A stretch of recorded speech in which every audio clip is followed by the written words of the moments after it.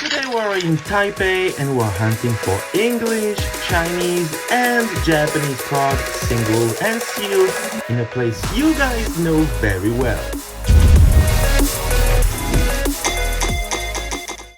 Hi guys, welcome back to the channel. We're in Taipei next to Ximen Station, and as you can see, it's nighttime. I was away for the whole day, I just came back, it's about 9 p.m.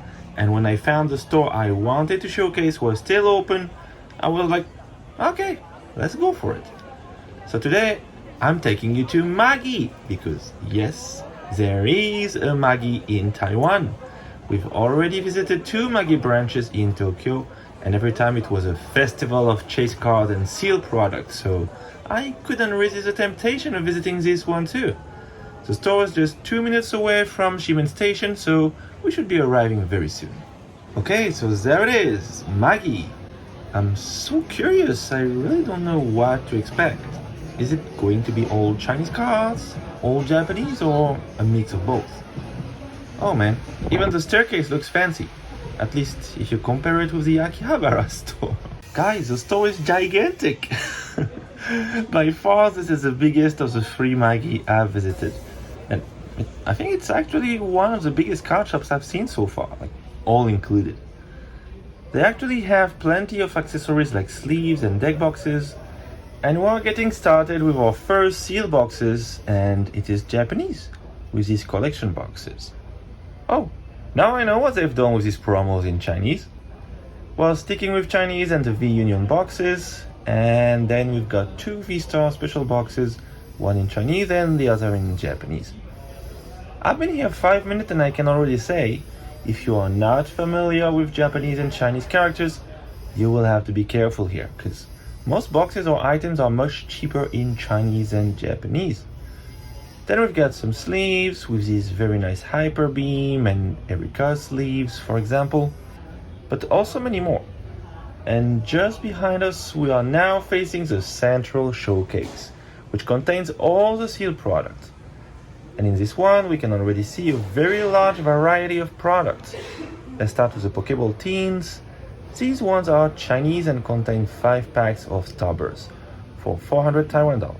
In case you haven't seen my video of the Pokemon Center Taipei, just know that 30 Taiwan dollar roughly equals $1 US. So this tin will cost about $13, which is what we would expect from a Pokeball tin, am I right?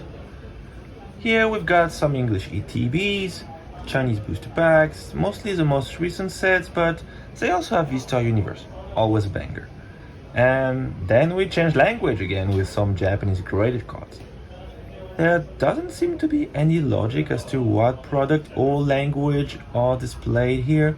On the bottom shelf, we've got some Japanese special boxes, again with V-Star Universe, followed by some items more sought after like the Takeshi box or the Japanese Single Strike Master ETB, which is not at all a very common item. Moving on to the other side, this is where all the good stuff is being kept. I will display the prices in US dollars on the screen as usual, but please keep in mind that being in Taiwan, obviously all Japanese products we find here will be more expensive than what you could get them for in Japan. I am not expecting to find the deal of my life here when it comes to Japanese items.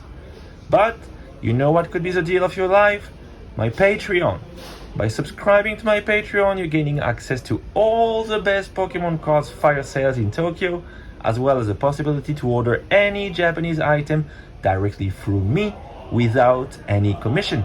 And of course, don't forget to subscribe, leave a like, a comment down below, and if you enjoy my channel, please share it around you.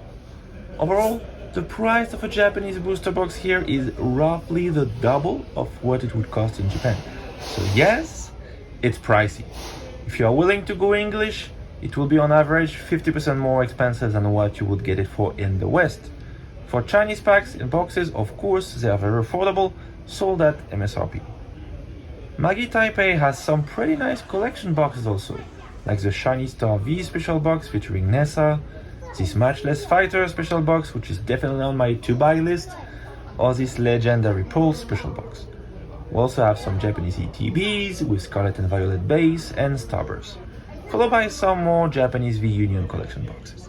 And now time to move to the singles, cause rare, sought after singles are kind of the signature of Maggi, right? Or at least that's how we see it in Japan. But what about here? So we've seen some Poncho Pikachus, as well as the Luigi Pikachu promo, forever on my wish list. And then we've got some really good booster packs like Best of X and Y. Overall, the price difference between Japan and here for the booster packs seems less important, around 30% more. The same goes for the sealed Espeon VMAX, 20% more expensive than Japan. Then we've got graded card. And yes, there are some grails. Not in the order, but we've got, of course, all PSA 10s, Latias and Latios Tag Team GX, some of the Poncho Pikachus, Luigi Pikachu again, or the sides here from Tag Team All Stars. All very sought after and valuable. For the graded cards, the price seems to be roughly 50% over market price. For the raw singles, unfortunately, it seems to also be roughly twice market price, with some discrepancies though, so it might be worth doing some digging. Whoa, what's this card? Alakazam EX? And it has Umbreon and Lugia on it as well. How come I've never seen that card before? Now want it. 6,600 Taiwan dollars. That's 30,000 yen. Let me check the price of this card in Japan. Okay, so I found one on sale for 24,000 yen, which seems to be of equivalent condition to this one. So we are overpriced here, not a surprise, but 25% overpriced. Not as bad as other products. Putting myself in a tourist's shoes who doesn't have direct access to Japan, I could live with a 20% premium if it allows me to see the card and check the condition before purchasing it. The same premium in Japan would be much less acceptable for me. But I don't understand. Alakazam, Umbreon, and Lugia all in one card, and it's only 24,000 yen back home? How isn't this card more expensive with how popular these three Pokemons are? I looked up the English version as well, and on TCG Player, it's a $50-$60 card in near mint condition. Why is that? I thought it was a promo when I saw the price, but no, it isn't. Sometimes I really don't understand the market. I just noticed the showcases here are non-reflective, which is kinda cool. First time I don't need to worry about you guys spotting me in the mirror. And what would be a Pikachu wall in Taiwan without the exclusive Pokemon Center Taipei Pikachu, which was given away for every purchase made, not only in the Pokemon Center itself, but in all of the department stores where the Pokemon Center is located, soon after the opening day, of course. I really have to add this one to my collection. Oh, and by the way, it is time for me to announce the winner of the Stellar Miracle giveaway, so if your name is displayed on the screen right now, congratulations, you just won 6 packs of Stellar Miracle. Please reach out to me via Instagram so I can get your personal information and send you the package. As you can see, there is definitely a lot of choice here when it comes to Japanese singles. Let's keep in mind that we are not in Japan, so we should be managing expectations when it comes to Japanese products, right? That said, I've definitely seen stores with much less singles than that in Japan. The other side is for everything Chinese, so this is where you want to go if you're mostly after the artwork without caring too much about the language, or if you're on a budget, which is a funny thing to say in Magi. Cards on this side will, for obvious reasons, be much more affordable than the Japanese ones. But we can find little gems like this Cynthia Full Art, a very expensive card in Japan, here sold in its Chinese version for 6,000 Taiwan dollars, so around 27,000 yen or 185 US dollars. But again, the downside of going after Chinese is that because the Pokemon TCG was released in Taiwan for the first time in 2019, the first generation ever printed here was Sun and Moon. So forget about X and Y, forget about Black and White or even Vintage card, because, well, that's not happening. As a result, the Chinese showcases often seem to look the same with the same kind of cards displayed, but that's only because it's technically 23 years short when it comes to product variety. I also wanted to show you the view the Pokemon trainers can enjoy here when they come to battle. Look at this, right in the middle of a shopping street. I know it sounds kind of stupid, but if some of you have already been in a Japanese card store, you know this is not something they do there. Simply because most of the card shops in Japan actually have no windows.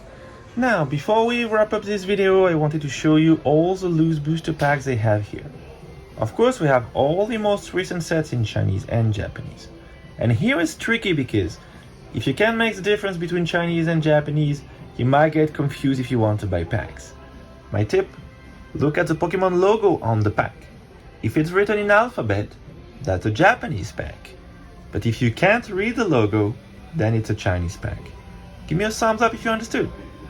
They really have some pretty cool packs for sale. Okay, a last look behind the counter before leaving. We have the Chinese Iono box, the World's 2023 deck with a Pikachu promo, and plenty of other items, but it's already almost 10 PM and I'm starved, so time to say goodbye to Maggie and head back to my hotel. Maggi never disappoints, and I guess this one is no different. English, Chinese, and Japanese cards all in one place. It surely has less high-end items like we can find in Nakano or Akihabara, but the variety of languages and items available, added to the fact that the store is easily the biggest of the 3 Magis we've visited so far, really makes up for it in my opinion. If you're traveling to Taipei and look for Japanese singles or sealed, this would surely be the place to go. Hope you enjoyed it. That's all I had for you today. I'll see you again next week. Thank you for watching. Bye.